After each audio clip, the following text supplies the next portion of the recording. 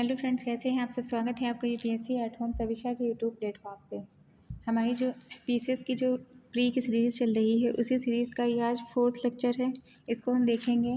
सबसे पहले हमने स्टार्टिंग किस सब्जेक्ट से की, हमने हिस्ट्री से स्टार्ट किया है। तो इसको हम देखेंगे। क्वेश्चन क्या है, 1857 के विद्रोह का बिहार में 15 जुलाई 1857 से जनवरी 1858 तक का केंद्र क्या था। तो ये केंद्र था जगदीशपुर। जिस किसी ने इसके पहले के जो लेक्चर हैं वो कंप्लीट नहीं किए हैं तो वो हमारी प्लेलिस्ट में जाकर उनको देख सकते हैं।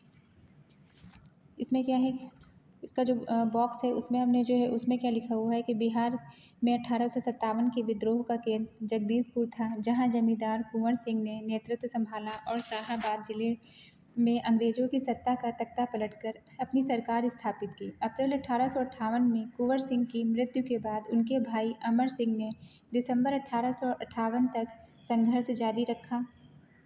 अंततः बिहार के विद्रोह को पटना डिवीज़न कमिश्नरी के कमिश्नर विलियम टेलर और बंगाल गोलंदाज फौज के मेजर विंसेंट आयर के द्वारा दबा दिया गया।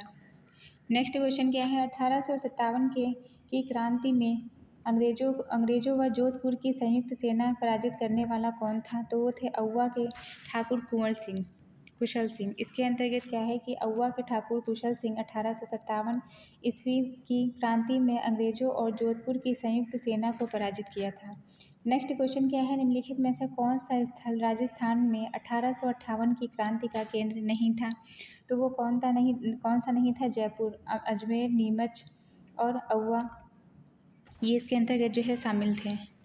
नेक्स्ट क्वेश्चन हम देखेंगे, निम्नलिखित में से किसने 1857 में अंग्रेजों से संघर्ष किया था। तो किसने किया था, शहादत खान ने।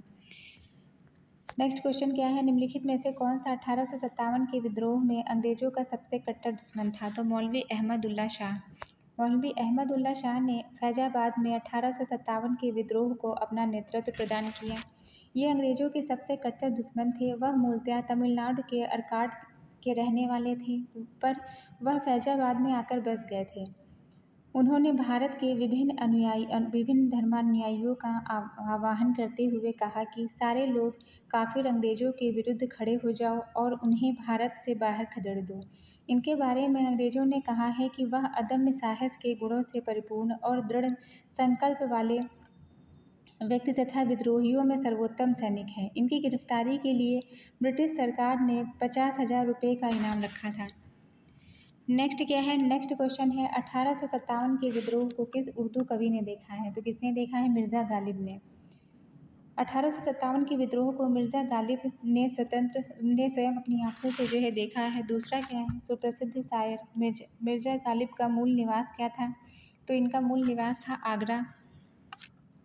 नेक्स्ट क्वेश्चन हम देखेंगे कि आज़ादी की पहली लड़ाई 1857 में किसने भाग नहीं लिया था। तो इसमें भगत सिंह ने भाग नहीं लिया था। तात्या टोपे, बहादुर शाह जफर और रानी लक्ष्मीबाई ने इनसे जो है भाग लिया था। नेक्स्ट क्या है, 1857 के विद्रोह से निम्नलिखित में से कौन संबंधित नहीं था। तो ऊधम सिंह से संबंधित नहीं थे। ऊधम सिंह 1857 के विद्रोह से संबंधित नहीं हैं। ये पंजाब के क्रांतिकारी थे। जलियांवाला बाग हत्याकांड का बदला लेने के लिए इन्होंने पंजाब के गवर्नर रहे माइकल ओडायर की लंदन में मार्च 1940 में हत्या कर दी थी, जिसके लिए इन्हें गिरफ्तार करके मृत्युदंड दे दिया गया। बेगम हजरत महल लखनऊ में कुंवर सिंह ने बिहार में और मौलवी अहमद उल्ला ने फैजाबाद में 1857 के विद्रोह का नेतृत्व किया। 1857 के स्वतंत्रता संग्राम में किस राजवंश ने अंग्रेजों की सर्वाधिक सहायता की थी। तो किसने की थी, ग्वालियर के सिंधिया ने।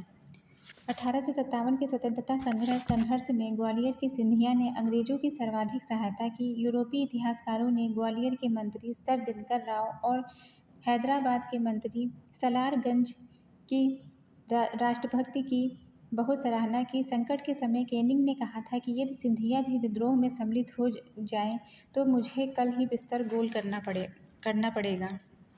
नेक्स्ट क्या है, नेक्स्ट क्वेश्चन है, भारत में शिक्षित मध्यम वर्ग ने 1857 के विद्रोह से तटस्थता बनाए रखी थी।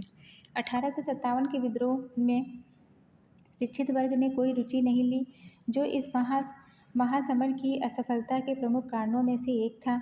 विद्रोही जिस प्रकार अंधविश्वासों का उपयोग करते, प्रगतिशील सामाजिक उपायों का विरोध करते, उससे शिक्षित भारतीय उनसे विदग कर दूर हो गए। शिक्षित भारतीय देश का पिछड़ापन दूर करना चाहते थे। उनके मन में यह गलत विश्वास भरा था कि अंग्रेज आधुनिकीकरण का यह काम पूरा करने में उनकी सहायता करेंगे, जबकि जमींदारों, पुराने शासकों और सरदारों, दूसरे सामंती तत्वों के नेतृत्व में लड़ने वाले विद्रोही देश को पीछे ले जाएंगे।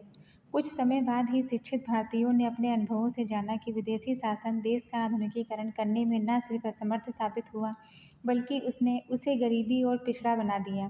इस मामले में 1857 के क्रांतिकारी अधिक दूरदर्शी सिद्ध हुए। नेक्स्ट क्वेश्चन क्या है, निम्नलिखित वर्गों में से किसने 1857 के विद्रोह में भाग नहीं लिया है? तो इसके अंतर्गत जो है साहूकारों, जमींदारों ने इसके अंतर्गत भाग नहीं लिया था। 1857 का विद्रोह बहुत बड़े क्षेत्र में फैला हुआ था। इसे जनता का व्यापक समर्थन प्राप्त था। फिर भी पूरे देश को, भारतीय समाज के सभी अंगों वर्गों को यह अपनी लपेट में नहीं ले सका। यह दक्षिण भारत, पूर्वी पश्चिम भारत के अधिकांश भागों में नहीं फैल सका। भारतीय रजवाड़ों के अधिकांश शासक, बड़े जमींदार और पक्के स्वार्थी तथा अंग्रेजों की शक्ति के से भयभीत थे। वे विद्रोह में शामिल नहीं हुए। ग्वालियर के सिंधिया, इंदौर के होलकर, हैदराबाद के निजाम और जोधपुर के राजा, भोपाल के नवाब, पटियाला, नाभा और जींद के सिख शासक एवं पंजाब के दूसरे सिख सरदार, कश्मीर के महाराजा और दूसरे अनेक सरदारों और बड़े जमींदारों ने विद्रोह को कुचलने में अंग्रेजों की सक्रिय सहायता की। गवर्नर जनरल कैनिंग ने बाद में टिप्पणी की, इन शासकों के द्वारा सरदारों ने तूफान के आगे बांध की तरह काम किया, वरना यह तूफान एक ही लहर में हमें बहा ले जाता। उच्च तथा मध्य वर्ग के अधिकांश लोगों विद्रोहियों के आलोचक थे। विद्रोह में शामिल अवध के बहुत से तालुकेदारों, बड़े जमींदारों ने अंग्रेजों से यह आश्वासन पाकर कि उनकी जागीरें वापस दे दी जाएंगी, विद्रोह से किनारा कर लिया। ग्रामीण जनता के हमलों का निशाना सूदखोर साहूकार थे, इसलिए वे स्वाभाविक तौर पर विद्रोह के शत्रु हो गए। आधुनिक शिक्षा प्राप्त भारतीयों ने भी विद्रोह का साथ नहीं दिया। शिक्षित भारतीय देश का पिछड़ापन समाप्त करना चाहते थे। उनके मन में यह गलत विश्वास भरा था कि अंग्रेज आधुनिकीकरण के ये काम पूरा करने में उनकी सहायता करेंगे। नेक्स्ट क्वेश्चन क्या है, निम्नलिखित में से कौन सा क्षेत्र 1857 के विद्रोह से प्रभावित नहीं था? तो चित्तौड़ का क्षेत्र इससे प्रभावित नहीं था। नेक्स्ट है 1857 के विद्रोह में बिहार का कौन सा भाग अप्रभावित रहा है? तो बिहार का जो है मुंगेर इससे अप्रभावित रहा। दानापुर, पटना, मुजफ्फरनगर, आरा इससे जो है प्रभावित था। नेक्स्ट क्या है, सूची 1 को सूची 2 से सुमेलित करना है। इसके अंतर्गत क्या है, झांसी का जो है नेतृत्व किसने किया था? रानी लक्ष्मीबाई ने। लखनऊ में बेगम हजरत महल ने। कानपुर में अजीमुल्ला खान ने और फैजाबाद में मौलवी अहमदुल्ला ने।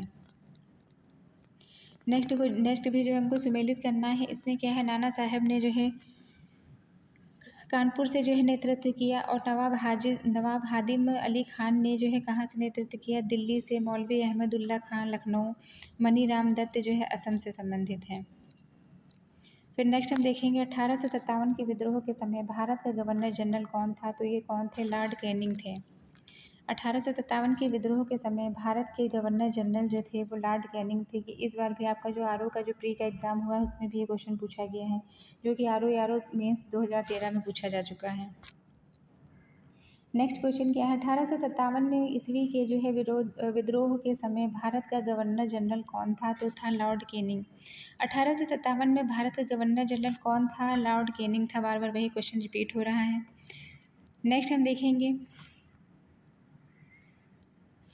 इसको सिपाही विद्रोह के नाम से भी जाना जाता है। सिपाही विद्रोह के समय भारत का गवर्नर जनरल कौन था? तो यहाँ आप कन्फ्यूज ना होइएगा, इसको भी लॉर्ड कैनिंग ही इनके जो है गवर्नर जनरल थे। नेक्स्ट क्वेश्चन क्या है, 1857 के विद्रोह के समय बैरकपुर में कौन ब्रिटिश कमांडिंग ऑफिसर था? तो कौन थे? हैरिसे थे। 1857 में 34वीं बंगाल नेटिव इन्फेंट्री के सिपाही मंगल पांडे के विद्रोह के समय बैरकपुर में lieutenant general sir John Bennet Hearsey commanding officer थे। नेक्स्ट क्या है, 1857 में किसने इलाहाबाद को आपातकालीन मुख्यालय बनाया था? लॉर्ड कैनिंग ने बनाया था। 1857 के विद्रोह के समय ब्रिटिश प्रधानमंत्री कौन था? Palmerston Churchill.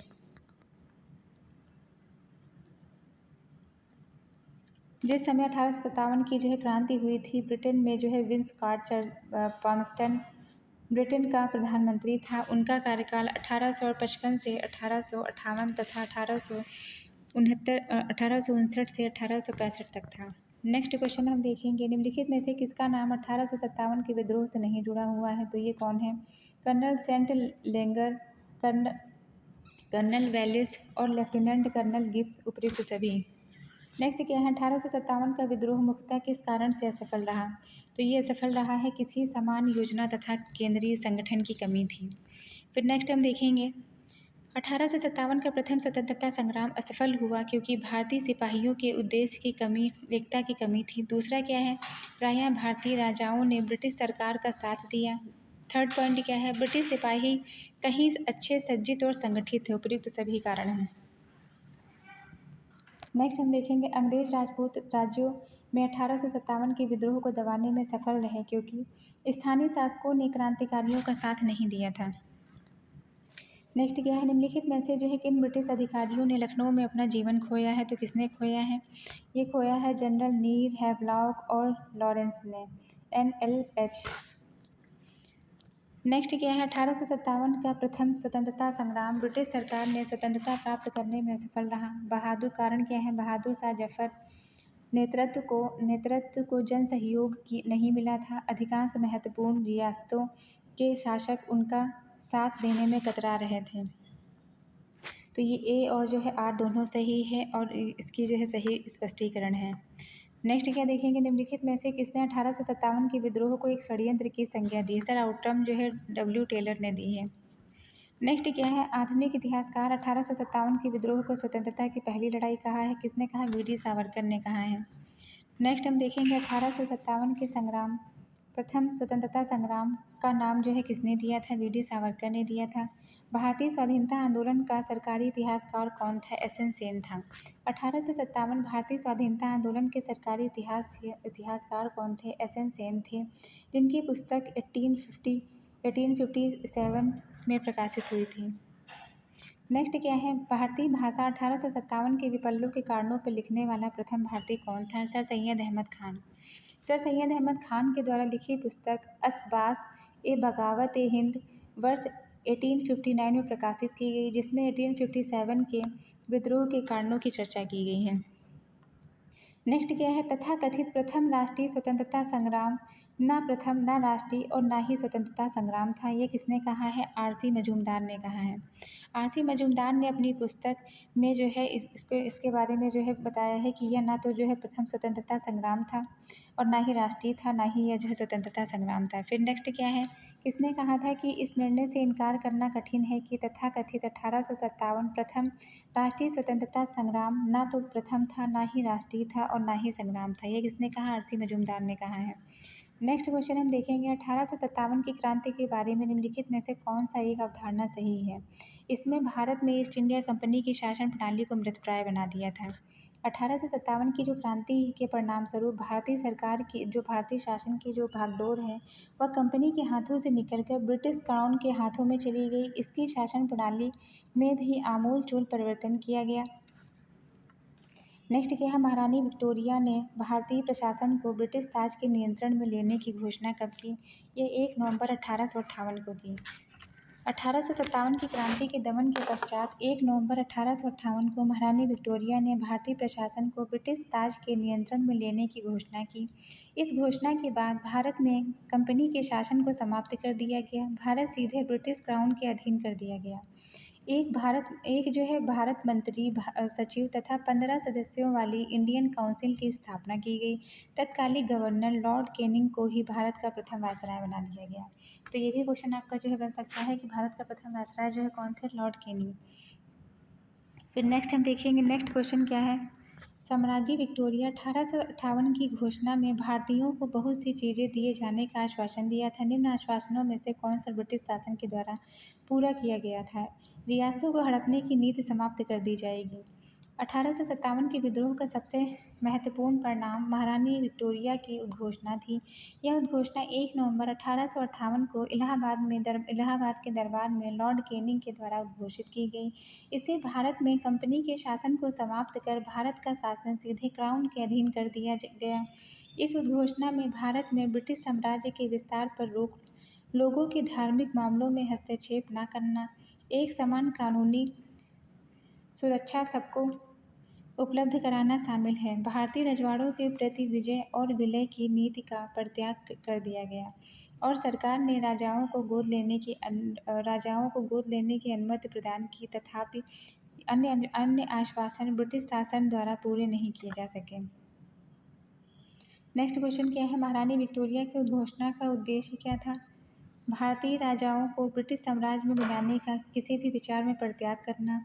दूसरा क्या था, भारतीय प्रशासन को ब्रिटिश क्राउन के अंतर्गत लाना।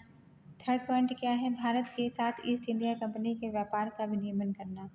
तो पहला और दूसरा इसके अंतर्गत सही है। नेक्स्ट हम देखेंगे, निम्नलिखित में से कौन सा 1857 के विद्रोह के दमन के बाद भारतीय फौज का नौ संगठन बना? तो कौन था जो है नौ संगठन से संबंधित था? ये था पील आयोग। 1857 के विद्रोह के दमन के बाद ब्रिटिश सरकार ने भारतीय फौज के नौ गठन के लिए जुलाई 1858 को मेजर जनरल जोनाथन पील की अध्यक्षता में एक रॉयल कमीशन पील आयोग का गठन किया, जिसने सेना के रेजिमेंट को जाति, समुदाय, धर्म के आधार पर विभाजित किया गया। यूरोपीय सैनिकों की संख्या जो 1857 से 45,000 थी, अब 65,000 कर दी गई। भारतीय सैनिकों की संख्या 2,38,000 से घटकर 1,40,000 कर दी गई। बंगाल में यूरोपीय सैनिकों का भारतीय सैनिकों से 1:2 का जो है रखा गया, जबकि मद्रास और बम्बई से यह अनुपात 1:3 कर दिया गया। नेक्स्ट क्या है, 1857 के विद्रोह के बाद ब्रिटिश सरकार ने सिपाहियों का इन प्रांतों से चयन किया। तो कहाँ से किया था? ये गोरखा, सिख, पंजाबी, उत्तर प्रांत से चयन किया गया। 1857 के विद्रोह के बाद ब्रिटिश सरकार ने सिपाहियों का चयन गोरखा, सिख, पंजाब के उत्तर प्रांत से किया। 1857 के विद्रोह को भड़काने में उत्तर प्रदेश एवं बिहार के सैनिकों ने महत्वपूर्ण भूमिका निभाई, इसलिए ब्रिटिश सरकार इन्हें संदेह की दृष्टि से देखने लगी। विद्रोह के समय बंगाल सेना में 60% सैनिक अवध और उत्तर पश्चिम प्रांत के थे। विद्रोह के लिए भारतीय सेना उत्तरदायी थी। इसी कारण जो है नवंबर 1858 को महारानी विक्टोरिया ने घोषणा पत्र के अंतर्गत सेना का पुनर्गठन किया, जो विभाजन और प्रतिलोभन की नीति पर आधारित था। तो ये सीरीज़ जो है, आज की सीरीज़ हमारी जो कंप्लीट होती है। आप लोगों को ये कैसी लग रही है हमारे कमेंट सेक्शन में ज़रूर बताइए। तो ऐसे ही पढ़ते रहिए, लाइफ में आगे बढ़ते रहिए, यूपीएससी एट होम प्रविशा के साथ में मेंस आंसर राइटिंग करते रहिए। Thank you.